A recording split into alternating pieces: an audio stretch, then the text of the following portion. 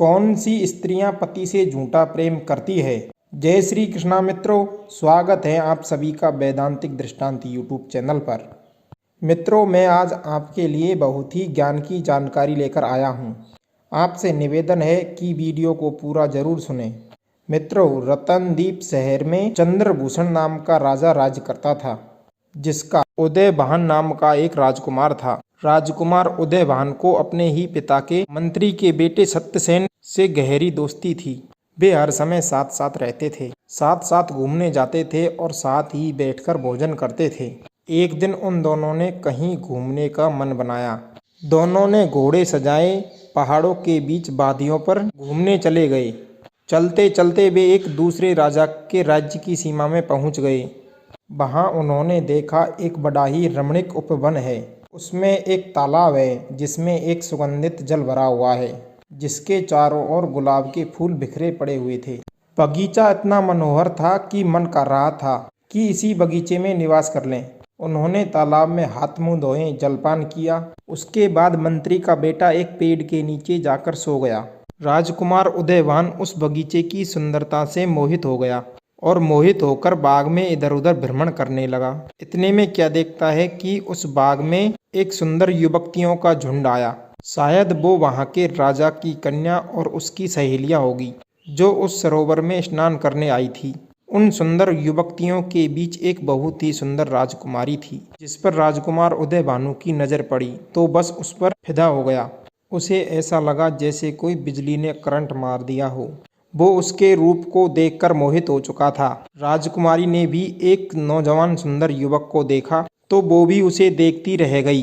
वो भी उस सुंदर युवक की दीवानी हो गई। इतनी सखियों के बीच उसे राजकुमार से बात करने का मौका तो नहीं मिला, लेकिन उसने राजकुमार की ओर देखते हुए एक इशारा जरूर कर दिया। उसने अपने गजरे से एक कमल का फूल निकाला और उसे कान से लगाया, फिर दांतों से कुतरा और छाती से लगाकर और पैरों से दबा दिया और अपनी सखियों के साथ अपने नगर को लौट गई। राजकुमार उदयभान उसके इस इशारे को नहीं समझ पाया। वो अत्यंत निराश होता हुआ अपने मित्र सत्यसेन के पास आया, जो एक पेड़ के नीचे सो रहा था। उसने अपने मित्र को सारी बात बताई कि मित्र, अभी अभी एक सुंदर सी राजकुमारी बाग में आई थी और मुझे लूटकर चली गई।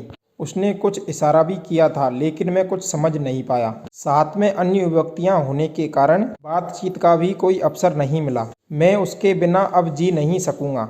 अगर तुम मुझे जीवित देखना चाहते हो तो उस राजकुमारी से मिलने का प्रबंध करो। मुझे तो वो अपना कुछ अता पता बताकर नहीं गई। राजकुमार को अत्यंत दुखी देखकर मंत्री के बेटे ने पूछा, अच्छा ये बताओ, जाने से पहले उसने क्या इशारा किया था? हे मित्र, जब राजकुमार कहता है हे मित्र, उसने अपने गजरे से एक फूल निकाला, उसे दांतों से कुतरा, फिर सीने से लगाया और पैरों तले रौंद दिया और चली गई। सत्यसेन कहने लगा, हे मित्र, परेशान होने की कोई बात नहीं है। वो राजकन्या अपना पता आपको दे चुकी है, आप उसे समझ नहीं पाए। उसने कमल का फूल गजरे से निकालकर कान के लगाया, इसका अर्थ है वो कर्नाटक देश की रहने वाली है। उसने फूल दांतों से कुतरा, इसका अर्थ है वो दंत फूल राजा की कन्या है। उसने फूल सीने से लगाया, इसका अर्थ है उसने आपको अपने दिल में बैठा लिया है, वो भी आपसे प्रेम करती है। कमल पुष्प पैर से दबाने का अर्थ है उसका नाम पद्ममुखी है। मित्रों, सत्यसेन की बात सुनकर राजकुमार उदयभान बड़ा ही प्रसन्न हुआ। सोचने लगा, अब तो मैं उससे मिलकर ही रहूंगा। अब तो तुम अति शीघ्र उसके देश में चलने की तैयारी करो। उसके बिना एक एक पल वर्षों सा बीत रहा है। प्रिय बंधुओं, इस प्रकार वे दोनों मित्र घोड़ों पर सवार होकर के राजकुमारी पद्ममुखी के शहर को चल दिए। कई दिनों में घूमते फिरते वे दोनों राजकुमारी के शहर में पहुंच गए। उसी शहर में एक बुढ़िया अपने द्वार पर बैठी सूत काट रही थी। दोनों मित्रों ने उस बुढ़िया से कहा, हे माँ जी, हम सौदागर हैं, एक शहर से दूसरे शहर में व्यापार करते हैं। कुछ दिनों के लिए आपके घर में रहने का ठिकाना चाहते हैं। बुढ़िया कहने लगी, बेटा, इसे तुम अपना ही घर समझो। जितने दिन रहना है उतने दिन आराम से रहो। घर आया हुआ मेहमान भगवान का रूप होता है। मित्रों, उन दोनों की सकल सूरत देखकर बूढ़ी मैया के हृदय में ममता उमड़ आई। अब तो मित्रों राजा का बेटा और मंत्री का बेटा उस बूढ़ी महिला के घर में ठहर गए। राजकुमार ने पूछा, हे मैया, तुम्हारे घर में तुम्हारे अलावा और कौन कौन रहते हैं? तुम्हारी गुजर कैसे चलती है? तुम इसके अलावा और क्या काम करती हो? बुढ़िया कहने लगी, हे परदेसियों, मेरा एक बेटा है जो यहाँ के राजा दंत फूल के यहाँ नौकरी करता है और मैं राजकुमारी पद्मिनी की दाह हूँ। अत्यंत बूढ़ी हो जाने के कारण मैं अब अपने घर पर ही रहकर सूत काटती हूँ। जब भी मुझे अपने काम से फुर्सत मिलती है तो मैं दिन में एक बार राजकुमारी से मिलने चली जाती हूँ। मेरे खाने पीने की व्यवस्था राजा साहब खुद कर देते हैं। प्रिय बंधुओं, बुढ़िया की बात सुनकर दोनों दोस्तों ने सलाह की कि भगवान ने हमें सही स्थान पर भेजा है। ये बुढ़िया हमारे बहुत काम आएगी। यही सब बातें विचार कर उन्होंने बूढ़ी माई को एक असरपियों से भरी हुई थैली दी और कहा, हे माई, कल तुम जब राजकुमारी से मिलने जाओ तो उससे कह देना जो राजकुमार तुम्हें बाग में मिला था वो तुम्हारे शहर में ठहरा हुआ है। अगले दिन बुढ़िया अपने कार्य से फ्री होकर राजकुमारी के महल में गई तो उसने राजकुमारी पद्मुखी को राजकुमार उदयभान के आने की खबर दी। मित्रों, हुआ क्या, जैसे ही बुढ़िया ने यह खबर सुनाई, राजकुमारी ने एकदम गुस्से में आकर हाथों में चंदन लगाकर उसके गाल पर जोर से तमाचा मार दिया और बोली, जा मेरे घर से निकल जा। प्रिय बंधुओं, बुढ़िया अपने गाल को पकड़े हुए राजकुमार और उसके मित्र के पास लौट आई और राजकुमारी के इस अनुचित व्यवहार के बारे में उन्हें बताने लगी। यह सब बातें सुनकर राजकुमार को बड़ा अचरज हुआ। कहने लगा, मित्र, राजकुमारी बड़ी उद्दंड मालूम पड़ती है। लगता है उसके माता पिता ने उसे संस्कार नहीं दिए। मुझसे बहुत बड़ी गलती हो गई जो मैं उसे दिल दे बैठा। राजकुमार को उदास देखकर मंत्री का बेटा सत्यसेन समझाने लगा, मित्रों, उदास ना हो, राजकुमारी ने कोई ऐसा काम नहीं किया जिससे आप उसे उद्दंड कहो। ऐसा करके उसने तुम्हें एक संदेश भेजा है। उसने 10 उंगलियों को सफ़ेद चंदन में भिगोकर बूढ़ी माई को गाल पर मारी है। जो यह संदेश है कि अभी 10 दिन और चंद्रमा निकलेगा, इसलिए मैं आपसे नहीं मिल पाऊंगी। जब अंधेरा पक्ष शुरू हो जाए तब मैं आपसे मिल सकती हूँ। ये बातें सुनकर राजकुमार की जान में जान आई। कहने लगा, मित्र, मैं तो घबरा ही गया था। प्रिय बंधुओं, दोनों मित्रों ने 10 दिन ठहरकर अंधेरा पक्ष शुरू होने का इंतजार किया। जब 10 दिन बीत गए तो उन्होंने एक असरपियों की थैली देते हुए बूढ़ी माई को समझाकर फिर राजकुमारी के पास भेजा। बुढ़िया ने राजकुमारी से जाकर राजकुमार उदयभान की खबर सुनाई। इस बार राजकुमारी ने केसर के रंग में 3 उंगलियां भिगोकर बूढ़ी माँ के मुंह पर मारी और बोली, भाग जा यहाँ से। बुढ़िया ने आकर राजकुमार को फिर उसके व्यवहार के बारे में बताया। राजकुमार सुनकर फिर हैरान रह गया। कहने लगा, मित्र, मुझे तो लगता है कि वो वास्तव में संस्कारहीन है और तुम उसके इस बर्ताव का गलत अर्थ निकाल लेते हो। मुझे लगता है कि वो मुझसे प्रेम नहीं करती। तब मंत्री का बेटा कहने लगा, मित्र, परेशान ना हो, इस बार भी उसने कोई गलती नहीं की। केसर में भिगोकर 3 उंगली मुंह पर मारने का अर्थ है कि वो इस समय मासिक धर्म से है। इस अवस्था में स्त्री का पुरुष से मिलना वर्जित होता है। इस समय मिलना तो दूर की बात, चेहरा भी नहीं देखना चाहिए। उसने हमें यह संदेश भेजा है कि उसे ठीक होने में 3 दिन लगेंगे, इसलिए शांत होकर 3 दिन और प्रतीक्षा कीजिए। उन मित्रों ने 3 दिन तक और इंतजार किया। इधर राजकुमार के अंदर बेचैनी दिन भर दिन बढ़ती जा रही थी। 3 दिन के बाद उन्होंने फिर बूढ़ी माई को भेजा। बूढ़ी माँ ने राजकुमारी से कहा, हे राजकुमारी, वे परदेसी आपसे मिलना चाहते हैं। बूढ़ी महिला की बात सुनकर राजकुमारी ने उसे फटकारकर पश्चिमी खिड़की से बाहर निकाल दिया। बेचारी बुढ़िया उदास होकर फिर लौट आई और राजकुमारी की करतूत उन दोनों को जाकर कही। राजकुमार बोला, मित्र, उसके इस तरह के आचरण का क्या अर्थ समझा जाए? सत्यसेन कहने लगा, मित्र, खुश हो जाओ, आज रात उसने तुम्हें अपने महल में बुलाया है। उसने ये संकेत भेजा है कि मेरे महल की पश्चिमी खिड़की से होकर ही आना। मित्रों, ये सुनते ही राजकुमार खुशी से उछल पड़ा। रात होने पर उसने बुढ़िया के कपड़े पहने और अपने अस्त्र शस्त्र लेकर पश्चिमी द्वार से राजकुमारी के पास महल में पहुंच गया। राजकुमारी उसके स्वागत के लिए खिड़की पर तैयार खड़ी थी। जैसे ही वो पहुंचा तो उसका हाथ पकड़कर अपने कक्ष में ले गई। ये बंधुओं, राजकुमारी दिन निकलने पर राजकुमार को अपने कमरे में छुपा देती थी और रात्रि होने पर उसे निकाल लेती थी। उधर उसका मित्र उस बुढ़िया के घर अकेला था। इस प्रकार राजकुमार और राजकुमारी को साथ रहते हुए कई रोज बीत गए। अचानक एक दिन राजकुमार को अपने मित्र सत्यसेन की याद आई। सोचने लगा, मुझे राजकुमारी से मिलाने वाला मेरा मित्र ही तो है और मैंने अपने सुखों के कारण उसे अकेला छोड़ दिया है। मैं कितना मतलबी हूँ, मुझे अभी उससे मिलना चाहिए। राजकुमार उदयभान अपने मित्र से मिलने के लिए झटपटाने लगा तो राजकुमारी को यह बात बिल्कुल पसंद नहीं आई। वो नहीं चाहती थी कि राजकुमार उसे एक पल के लिए भी कहीं दूर जाए। राजकुमारी ने राजकुमार को उदास देखा तो पूछने लगी कि वो इतने व्याकुल क्यों है। जवाब दिया, प्रिय, मैं दुनिया में हर चीज के बिना रह लूँगा मगर मैं अपने दोस्त के बगैर नहीं रह सकता। वो मेरा बचपन का सखा है। हर दुख की घड़ी में वो मेरा साथ नहीं छोड़ता। भाई से भी बढ़कर वो मेरा ख्याल रखता है। प्रिय बंधुओं, अपने मित्र के प्रति राजकुमार का इतना अटूट प्रेम देखकर राजकुमारी को बड़ा बुरा लगा। सोचने लगी, इसका कमीना दोस्त तो हमारे प्रेम के बीच में रोड़ा बन गया है। उसके रहते हुए राजकुमार पूरी तरह से मेरा नहीं हो सकता।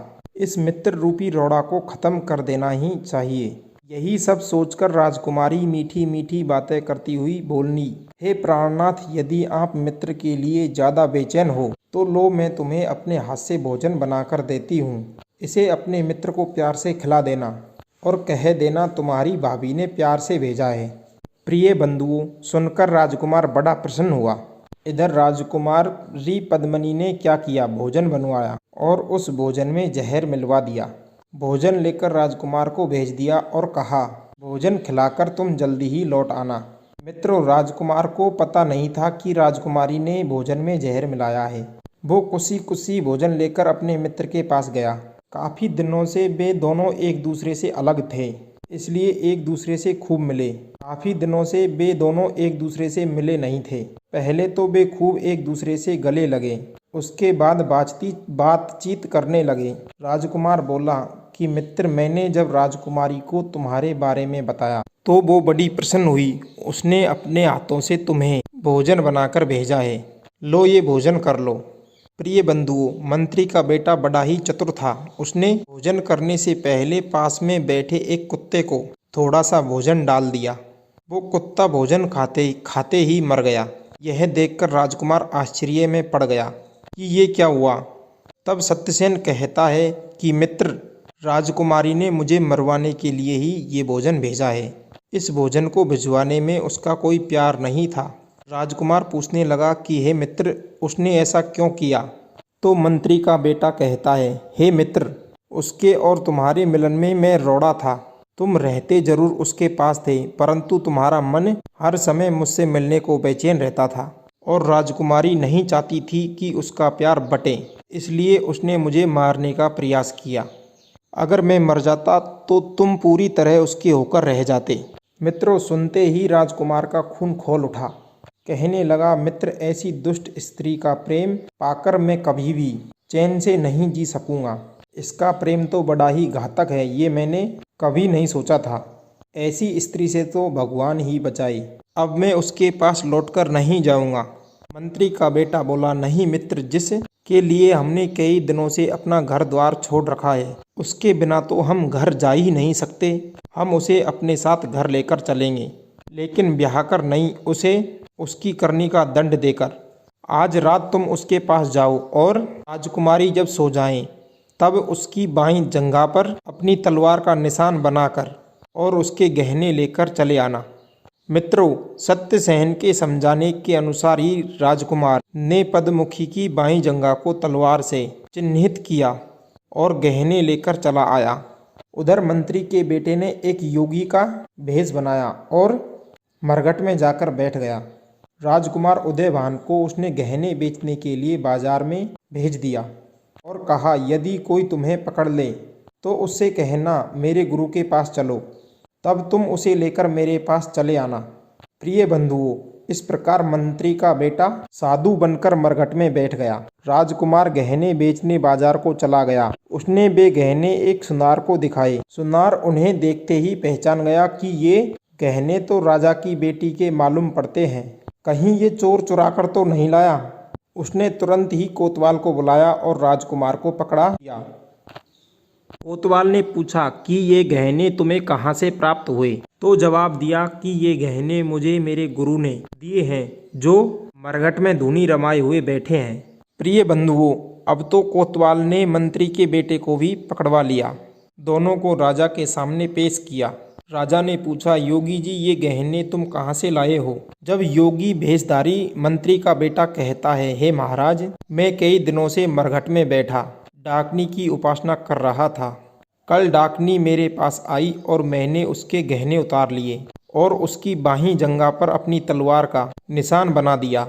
मित्रों, गहनों को तो राजा पहचान ही चुका था कि ये गहने उसकी बेटी के हैं। उसे संदेह हुआ। वो तुरंत अपने महल में गया। उसने अपनी रानी से कहकर पद्मनी की बाईं जंघा दिखवाई तो सच में उसकी बाईं जंघा पर तलवार का निशान बना हुआ था। यह सब सुनकर राजा को बड़ा दुख हुआ कि उसकी बेटी एक डाकनी है। वो चुपचाप उन्हीं योगी बाबा के पास आया और बोला, महाराज, धर्मशास्त्रों में खोटी स्त्रियों के लिए क्या प्रायश्चित बताया गया है? योगी ने जवाब दिया कि महाराज, यदि तुम अपने राज्य की और अपनी कुशल चाहते हो तो अपनी बेटी को देश निकाला दे दो, क्योंकि कहते हैं ब्राह्मण बालक, स्त्री, गाय और अपने आश्रय में रहने वाले का चाहे कितना भी बड़ा अपराध हो जाए, उसे मृत्यु दंड नहीं देना चाहिए। इसलिए अच्छा तो ये है कि आप अपनी बेटी को देश निकाला दे दो, वरना तुम्हारा सर्वनाश हो जाएगा। मित्रों, घबराकर राजा ने अपनी बेटी को डोली में बैठाकर उसी दिन जंगल में छुड़वा दिया। राजकुमार उदयभान और मंत्री का बेटा तो इसी समय की ताक में थे। वे जंगल में राजकुमारी के पास गए और उसे अपने साथ लेकर अपने नगर को लौट गए और आनंद से रहने लगे। राजकुमार ने कहा, प्रिय, तुमने मेरे मित्र को विष भिजवाया था, वो भी मेरे हाथ से, इसलिए हमने तुम्हारी करनी का तुम्हें दंड दिया, देश निकाला करवाकर। अब जब तुम अपने माता पिता, भाई बहन, अपने परिवार को ना देख सकोगी, ना उनसे मिल सकोगी, तब तुम्हें एहसास होगा कि अपनों से दूर रहने का गम क्या होता है। उस दिन तुम थोड़े से वियोग की वजह से मेरे मित्र को विष देकर मारे दे रही थी, जो हरदम मेरा रक्षक बनकर मेरे साथ रहता है। प्रिय बंधुओं, राजकुमारी ने अपनी गलती स्वीकार कर ली और बार बार अपने किए पर लज्जित हुई। मित्रों, कहते हैं जो स्त्री पति के हितैषियों को दूर करना चाहती हो या उनका बुरा चाहती हो, वो पति की हितैषी नहीं हो सकती। जैसे पति के माँ बाप, भाई बहन, वफादार मित्र यदि पति के सुख दुख में साथ खड़े रहते हैं तो ये पति के सबसे बड़े हितैषी होते हैं। यदि पत्नी इनसे पति को दूर करना चाहती है, जो स्त्री पति को इन लोगों से दूर करें, तो समझ लेना वो पति से झूठा प्रेम करती है, उसकी नीयत साफ नहीं है। मित्रों, ये कहानी आपको कैसी लगी कमेंट में जरूर बताना। मिलते हैं अगली कहानी में। आप सभी का बहुत बहुत धन्यवाद। जय श्री।